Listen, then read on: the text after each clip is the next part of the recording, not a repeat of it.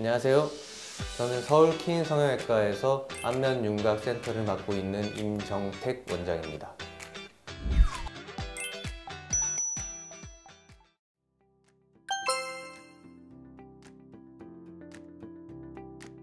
정면에서 봤을 때 얼굴을 3등분할 수 있는데 이마에서 눈썹, 눈썹에서 코끝, 그리고 코끝에서 턱끝까지 이렇게 세 부분으로 나눌 수 있습니다. 이렇게 나눴을 때 1대 1대1 비율로 되었을 때를 이상적인 비율이라고 해왔습니다.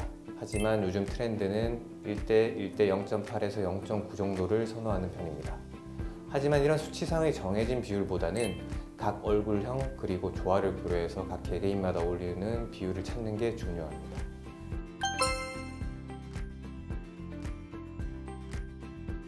성형외과에서 시행하는 안면 윤곽 수술 중에 광대 수술이라고 하면 보통 광대 축소술을 이야기합니다. 여기 해골 모형을 보면 요 부위, 이 3차원적인 구조를 가진 뼈 부위를 광대뼈라고 하고요. 이 부분을 광대 최부, 그리고 여기를 광대 활 부위로 이렇게 나눌 수 있습니다. 이 광대 최부를 이렇게 L자로 절골을 하고 광대 활 부위를 이렇게 절골을 해서 이 크고 튀어나와 보이는 광대뼈 부위, 이 뼈 자체를 안쪽으로 이동시켜서 재고정하는 수술을 광대 축소술이라고 합니다.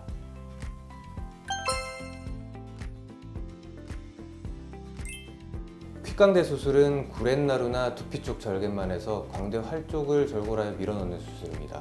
그래서 광대 활 쪽은 들어가지만 보통 광대 체부 쪽이 안쪽으로 들어갈 수는 없기 때문에 요 옆쪽 90도 광대 쪽만 효과가 있는 수술이라고 생각하시면 돼요. 그래서 이런 90도 광대만 도드라지게 발달한 분들에게는 효과적이지만 보통 광대 수술을 받으시는 분들은 이런 90도 뿐만 아니라 45도 광대도 같이 발달한 분들이 많기 때문에 광대 활 부분만 넣었을 때 상대적으로 이 체부인 45도 광대 부위가 더 도드라져 보일 수 있는 부작용이 있습니다.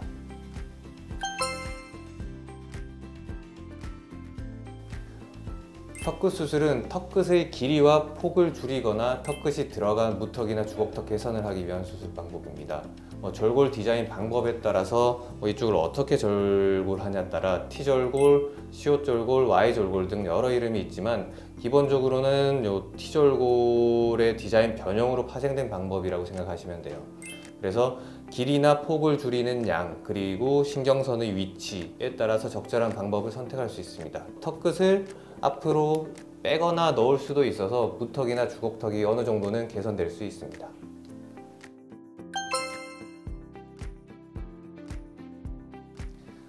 사각턱 수술이란 이 하악뼈의 하악각 그리고 이 체부 일부를 절제하여 줄이는 수술입니다.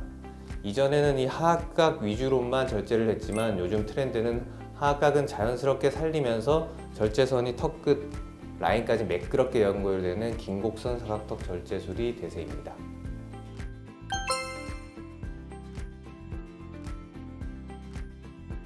사각턱 수술 전엔 꼭 CT와 엑스레이로 주요 신경 주행 경로를 확인하고 수술을 시행해야 합니다.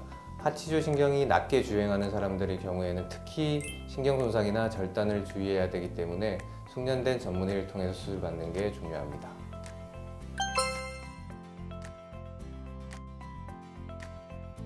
전신 마취가 위험하다고 많은 분들이 생각하지만 오히려 마취과 전문 원장님 그리고 적합한 모니터링 장비가 구비된 상태에서는 수면 마취보다도 더 안전하다고 할 수 있습니다.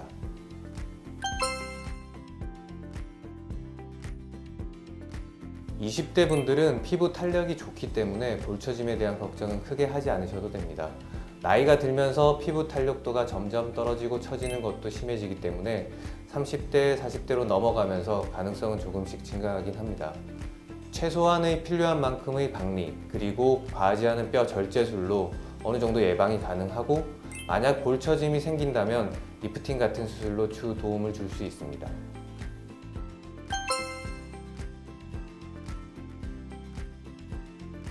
일단 충분한 장비, 그리고 시설이 갖춰진 병원, 그리고 숙련된 전문의가 있는 병원을 선택하시고요. 윤곽 수술뿐만 아니라 어떤 수술이라도 수술하시는 원장님과 충분한 상담을 통해서 수술을 받으시는 게 중요합니다.